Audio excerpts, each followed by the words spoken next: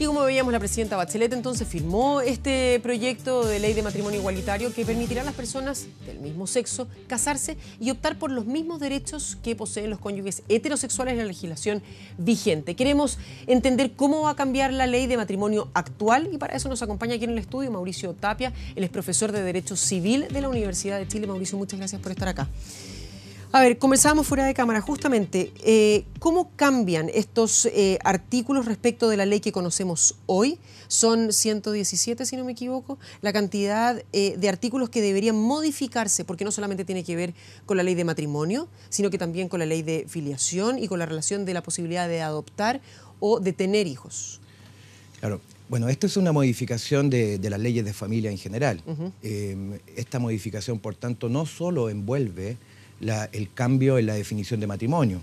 Ese es un cambio incluso menor en comparación a todas las reformas que hay que hacer sistemáticamente y de manera integral en la legislación, partiendo por el Código Civil, que establece las leyes fundamentales de familia, pero también en la ley de matrimonio civil, en la ley de adopción y en otras disposiciones.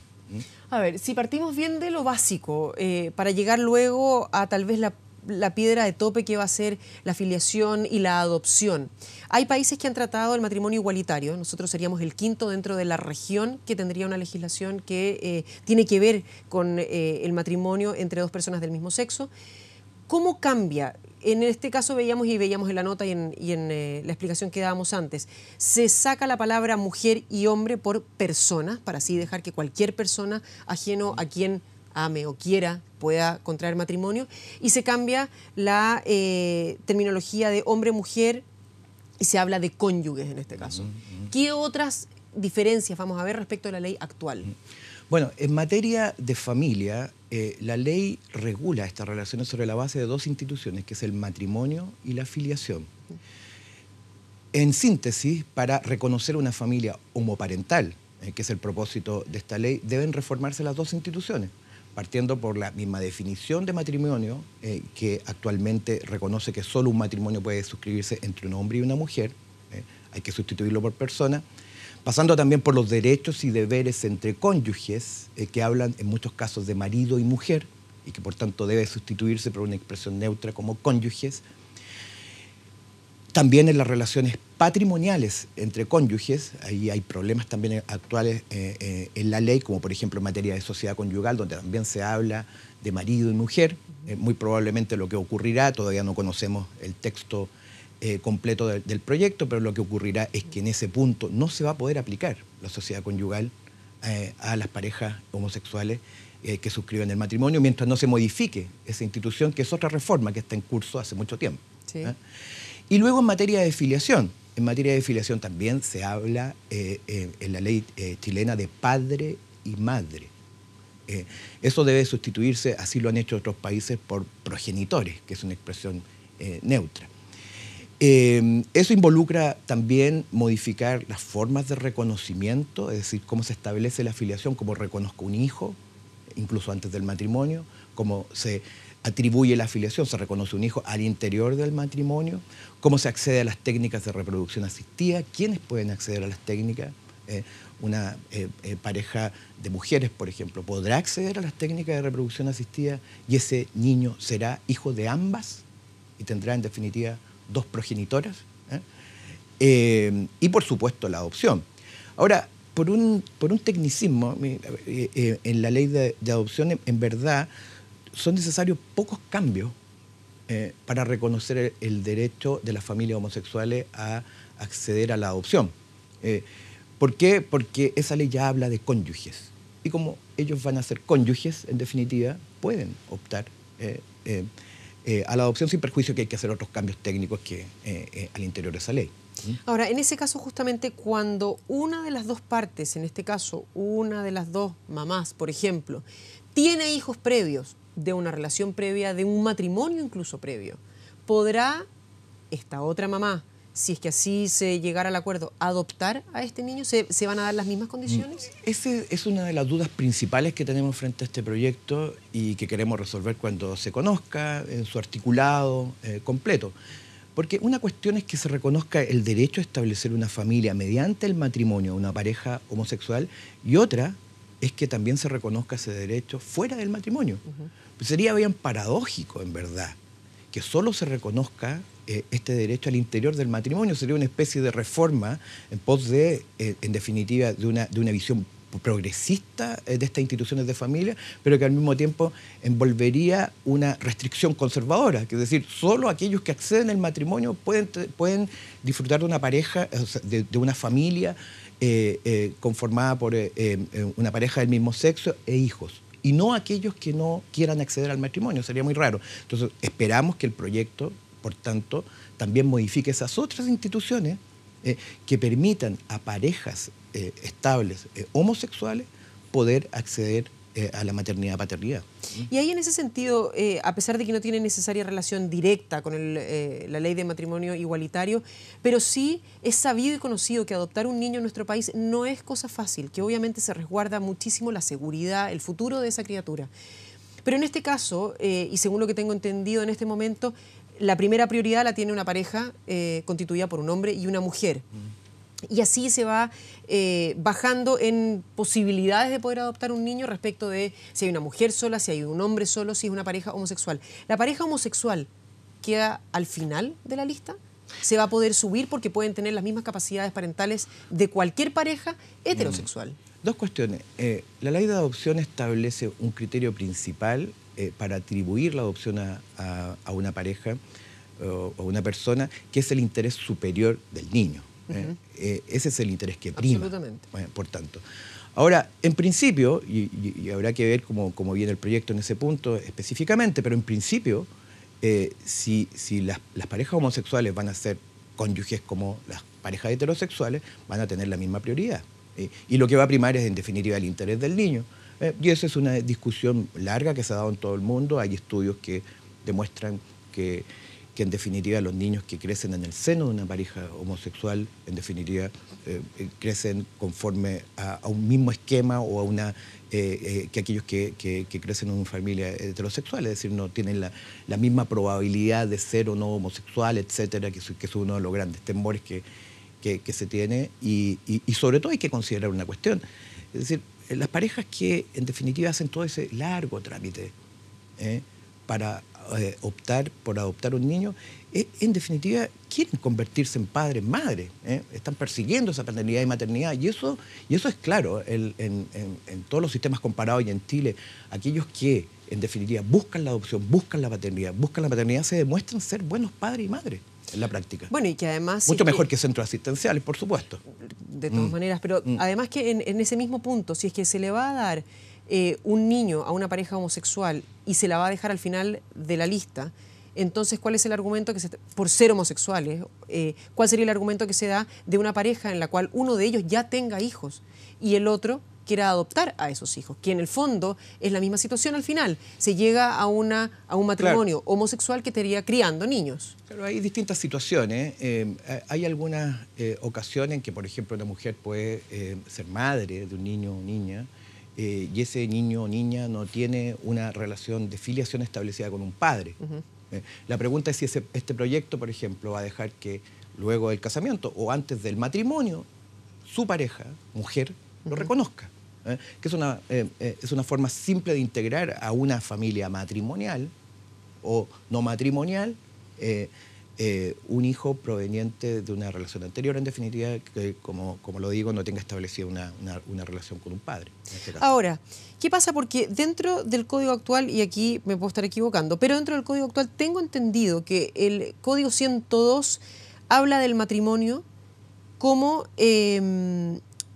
la unión de dos personas para vivir juntos, procrear, y va a cambiarse esto por formar una familia, porque en definitiva, aquellos matrimonios que hoy por hoy heterosexuales están casados y optan por no tener hijos, ¿estarían yendo contra la ley? Sí, eso es una definición muy antigua, es una definición que proviene del siglo XIX, que no ha variado. Incluso cuando se reconoció el divorcio en Chile, y por tanto el matrimonio pasó a ser disoluble, tampoco se modificó esa definición, y dice todavía que el matrimonio es por toda la vida, y eso es una mentira. Esa definición en verdad es muy vetusta, desadaptada para la realidad. Los países en verdad en el presente discuten si es necesario definir matrimonio. ¿Por qué voy a definir cuáles son los objetivos del matrimonio? Cada pareja decidirá para qué se casa. Si es para procrear, si es para vivir juntos, etcétera. En particular, la procreación es también un requisito que es inexistente en el derecho chileno. A nadie se le pregunta antes de casarse actualmente si van a tener o no hijos. El argumento de que el matrimonio es para la procreación es un absurdo, porque entonces tendríamos que, en definitiva, negar el acceso al matrimonio a todas las parejas infértiles o a todos aquellos que manifiesten que no quieren tener hijos. O bueno, habría que disolver el matrimonio una vez que ya no se va a procrear más. Claro. Mauricio, por otro lado, ¿qué pasa con los bienes? ¿Qué pasa con perdón, antes de que vayamos a los bienes? En la ley como está actualmente y la modificación que se quiere hacer, ¿se podría disociar el contrato de unión, de matrimonio, respecto de tener hijos, de filiación? ¿Se podría separar? Porque en otros países creo que lo han hecho así. Se mantiene un contrato que es de matrimonio y otro diferente respecto de lo que pasa con la posibilidad de tener o no tener hijos. Sí, lo que sucede es que todos los países han reconocido derechos a las parejas homosexuales de manera gradual. Y es por eso que es usual, como ha ocurrido también en Chile, que antes del matrimonio igualitario se reconozca una institución intermedia como el acuerdo de unión civil o los pactos de unión civil. Esos acuerdos o pactos de unión civil son contratos también, pero son contratos más débiles en derecho. El acuerdo de unión civil actual, que es del 2015, reconoce derecho para las parejas homosexuales, pero no establece ningún derecho ni obligación respecto de los hijos. En gran medida es un matrimonio sin hijos. Es por eso que es una figura imperfecta, que no entrega una regulación completa y suficiente para una familia. Ya, pero hay un porcentaje alto incluso de heterosexuales que han optado por el acuerdo de unión civil en este minuto en Chile desde que se aprobó, como tú bien decías, en 2015. Sí, y yo creo que lamentablemente eso va a ser un problema en el futuro, porque es una institución muy poco protectora para los hijos y también en términos patrimoniales. Justamente ese es el punto al cual quería llegar. ¿Qué pasa con la parte patrimonial respecto de a ver, yo estoy por querer formalizar la relación que tengo? ¿Qué me conviene más? ¿Debería optar? Soy liberal, no necesariamente creo en la institución del matrimonio. ¿Es una mejor opción el acuerdo de unión civil? ¿Por qué? ¿Es una mejor alternativa el matrimonio? ¿Debería esperar a la modificación de la ley pensando en que tengo tiempo todavía para contraer o no matrimonio? Sí. Aquí hay varias cuestiones. Lo que sucede en el presente es que cada vez las personas se casan menos. La tasa va permanentemente en disminución de matrimonio. Y eso ocurre por varias razones. Una de ellas es probablemente que el matrimonio es percibido como una institución muy pesada, muy añeja, muy cargada de derechos, de obligaciones, muy difícil de salir de ella. Con instituciones claramente discriminatorias, como la sociedad conyugal, el régimen de comunidad, que establece que el marido es jefe y administra la sociedad conyugal y la mujer no administra nada. Esa institución no se ha cambiado y hay que decir, entre paréntesis, Chile tiene un compromiso desde el año 2008, un compromiso internacional de modificar esa legislación para establecer la plena igualdad de la mujer al interior del matrimonio, y no lo han hecho. No se ha hecho durante todo este tiempo. Hay proyectos que todavía siguen tramitación lenta o duermen en el Congreso. Ahora, lo que ocurre por ello es que, como también ha sucedido en todo el mundo, los pactos de unión civil o los acuerdos de unión civil tienen mejor prensa que el matrimonio, y es por eso que hay el número de parejas que acceden a estas instituciones va en aumento. E incluso de parejas heterosexuales. Entonces, en el mundo, cuando se crean estos acuerdos de unión civil, que están destinados esencialmente a las parejas homosexuales, sin embargo, la mayor parte de las parejas que lo suscriben son heterosexuales. Bueno, 74% de hecho en nuestro país. Claro. El gran problema es que muy probablemente cuando esas parejas acceden a la maternidad, paternidad, deciden tener hijos, formar una familia de esa forma, se dan cuenta que es una institución que en definitiva es insuficiente en esos términos. Y el otro momento donde se muestra insuficiente es en el quiebre, porque la regulación que tiene el acuerdo de unión civil en materia de patrimonio, de lo que se ha ganado o construido en conjunto, es muy débil, es muy imperfecta. El matrimonio, a fin de cuentas, sigue siendo la institución de familia más fuerte en derecho, más protectora. en particular para los hijos y para aquel cónyuge que está en la situación más débil, aquel que en definitiva no trabaja, por ejemplo, se queda en la casa o opta por criar y dedicarse preferentemente a los hijos. Ese cónyuge queda en una situación patrimonial muy débil al final del matrimonio si hay un quiebre, una separación. Pero de acuerdo a eso, y como veíamos en este caso las mujeres, ¿cómo se explica que, por ejemplo, en nuestro país, según las estadísticas, el 60% de los niños nace fuera del matrimonio? Con lo cual, ese 60% queda absolutamente desprotegido si lo estamos pensando en este momento respecto de lo que es su futuro. Bueno, y más incluso que eso, yo diría que está llegando cerca de un 70, el promedio un 70 en los últimos años. El 70% de los niños nace fuera del matrimonio porque en el presente se considera que el matrimonio no es un requisito para formar una familia. Eso también tiene que ver con otros factores, como las tasas de embarazo en adolescentes, jóvenes, sí. Etcétera. Pero eso también me lleva a una reflexión, es decir, si el 70% de los niños nace fuera del matrimonio, hay que también regular la situación de esos niños en cuanto a sus padres, pareja homosexual, y no solo al interior del matrimonio. Eso es fundamental que se haga. Y ahora, hablando también de los derechos y la protección de los niños, muchas veces se ha visto como la adopción de niños mayores es mucho menor y las parejas generalmente que buscan ser padres tratan de adoptar niños recién nacidos o todavía chiquititos menores de 2 años. Muchas veces las parejas, y esto lo estoy hablando en ejemplos de otros países, en Estados Unidos principalmente, que es uno de los países que sí tiene una legislación al respecto, Canadá, México, en lo que es América y por supuesto también en Europa, optan o dicen, ¿saben qué? Yo no tengo problema en adoptar a un niño mayor. Y ahí sí se hace un bien, como decíamos, al menos al niño se le saca de un centro de atención, de cuidado, y se le da una familia, un núcleo en el cual pueda desarrollarse. ¿Sería eso también una buena opción? Sería una muy buena opción, y yo diría que el problema fundamental en nuestro país es un problema más bien institucional y no de leyes en ese tema. La duración de los procesos, en definitiva, la internación, el proceso de internación de estos niños, hace que estas decisiones se retarden demasiado. A veces los niños están esperando en estos centros. Entonces, en definitiva, eso pasa más bien por una corrección institucional que con una corrección legal, para incentivar la adopción y dejar de incrementar el ingreso a estos centros de atención de niños.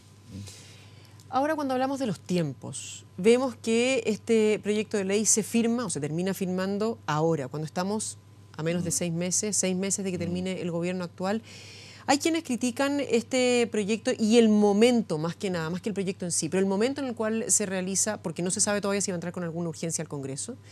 Desde el Congreso, el presidente del Congreso ha dicho que este momento hay que tomarlo con mucho cuidado, que se va a discutir todo lo que sea necesario y por lo tanto los tiempos no deberían ser con mayor urgencia, a pesar de que no se sabe todavía. Hay quienes critican que esto se está realizando como o se está utilizando como una herramienta electoral para tratar de poner sobre la mesa aquellos partidos de oposición que son más bien conservadores y que no están de acuerdo con, por ejemplo, este proyecto de ley. Bueno, miren, los tiempos de las leyes, de las reformas de familia son largos. Nosotros en la Universidad de Chile hemos tratado de colaborar en todas las reformas del derecho de familia en pos de la igualdad y para eliminar las formas de discriminación desde los años 90, y por eso que trabajamos en la ley que estableció la plena igualdad entre los hijos matrimoniales y no matrimoniales, que instamos para que se reconociera el divorcio en Chile, el cuidado compartido, el acuerdo de unión civil y ahora el matrimonio igualitario. Ahora, todas estas reformas han tardado muchos años, en promedio yo diría entre 5 y 6 años.